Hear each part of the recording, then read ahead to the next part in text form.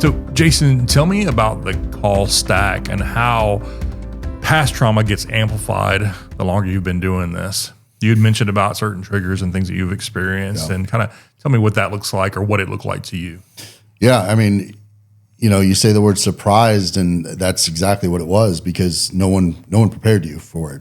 Even back, 20 years ago when I started, it's a new thing to be prepared for the things that you're about to see and you're about to experience. And for me, myself personally, I remember the first maybe 2 or 3 suicides that I made, and the first 2 or 3 maybe traumatic motor vehicle accidents that I made. And then after that, it's very spotty. And so your brain kind of has this mechanism of, hey, we're gonna kick that out. We're gonna forget about that one. And then for whatever reason, you have some that just stick with you, right? Some of the major traumatic ones. And that all, comes down to a lot of folks can hold it together while they're on shift, and it comes out in very strange ways.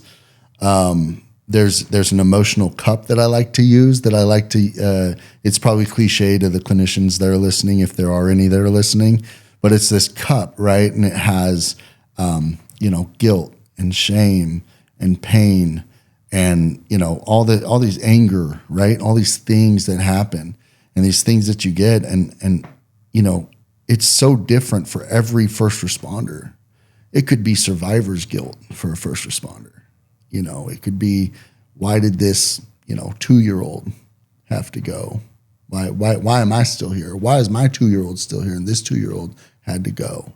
And so you start dealing with that, right? And that's shame, right? And then you start spiraling into it even more, and you're like, man, I'm hurt that I even thought that about my own kid. Why? Like, I'm going to sacrifice my own kid because this 2-year-old passed away. And so it just spirals, and it really compounds throughout the years, right? And you get to a point where you're numb. You're doing a job. And then when everything calms down at night is the worst, I will say from experience.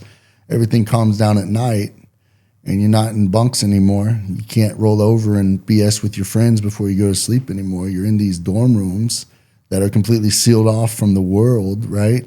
And that's a whole nother topic, but and you're just left to deal with them, right?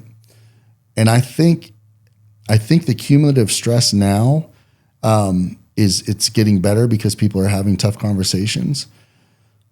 But I think we lost a lot of relationship in old firehouse layouts and how they used to kind of encompass relationship, right? You had dorm rooms and you ate together, and you weren't in your rooms playing on your cell phones because they didn't exist, and all these things. And you were able to offload some of that stuff as it came in. And this is where the disparity, I think, between police and fire really have a solid line between them. Because if you look at police officers, law enforcement, they go out and they see the worst of the worst, just like the firefighters. Sometimes they're dealing the worst of the worst. And then they go sit in a car by themselves with their weapon on their hip. And they're supposed to magically write a report and go on to the next call. And that is a very unfortunate circumstance, because a lot of those folks weren't taught the same things we weren't taught either, about mental health and how to dispose of it properly. And so there's no secret to beating the stacking of calls. There's no that's going to happen. The secret's on the other side is, one, we have to prepare people, right? It's called resilience. I don't really like that term, but there's no other term for it. So resilience, right? We need to build up a resilience to those things, but also we need to be aware, and we need to operate in that arena. We need to know that that's going to happen. We need people that know how to help in those situations available. I think that's the biggest thing is knowing that the call stacks are going to happen, but knowing that there's resources out there and making those known and acceptable. So for someone who's starting to feel the toll of all these calls, what's the call to action you'd recommend for them to to step out to reach out for help, what should they do? And talk about it. There's so many resources, almost to a detriment. There's so many resources out there, right? Everyone kind of wants to be the one-stop shop for everything. And I find that sometimes the problem with that is when you're the one-stop shop, you do everything just okay, right?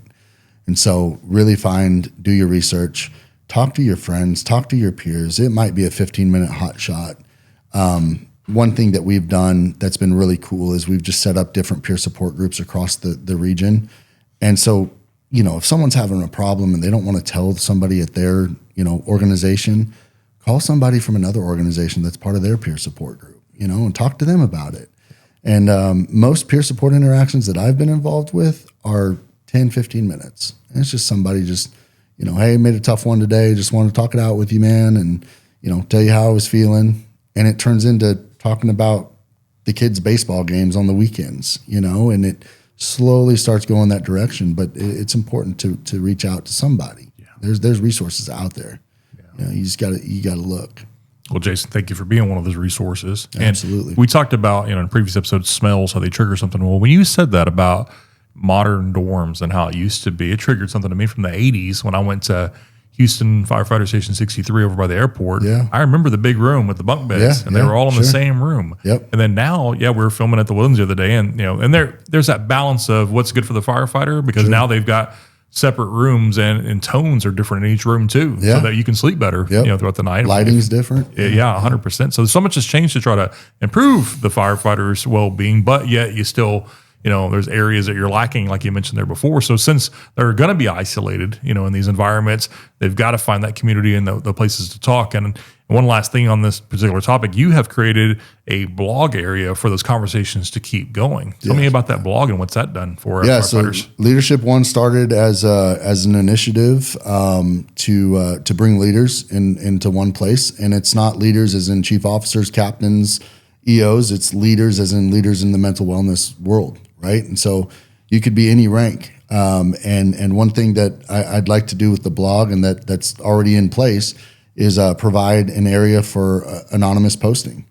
And obviously the posts are screened by myself before I drop them, because I want to make sure that, appropriate stuff is being communicated on there. And, with today's world, you never know who's gonna say something that, doesn't check out.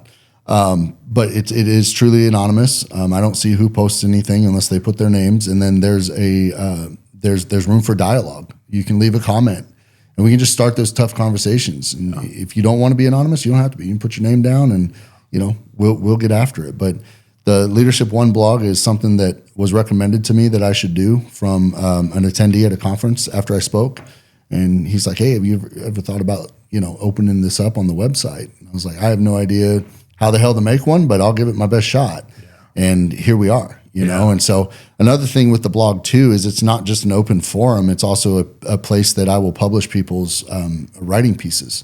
So if you write a piece or you have a poem that you want to send me, I will put it out there and allow people to comment on that as well. And that's something that's super important to me. This literally just launched. I officially launched it with a small email campaign last week. So this is brand new. So there's not a lot of content on there now, but that doesn't mean that there can't be. Hopefully people go to Ironclad Wellness, go to the blog site, and contribute, because I think it's going to be absolutely amazing. What a resource for people to go anonymously and just let it out and be able to have an expert like you in your field and the team that's contributing to that, and the resources that are available to be honest and to say what you need to say, and not worry about being labeled not fit for duty or any other consequences you might experience if you were to not use a forum like this. So what a great idea. We'll make that link available here below for individuals to go and excellent. Take Thank part you. in that. Yeah, that's awesome. Thank you, Jason, for doing that, for what you do, and for sharing your story. Thank you.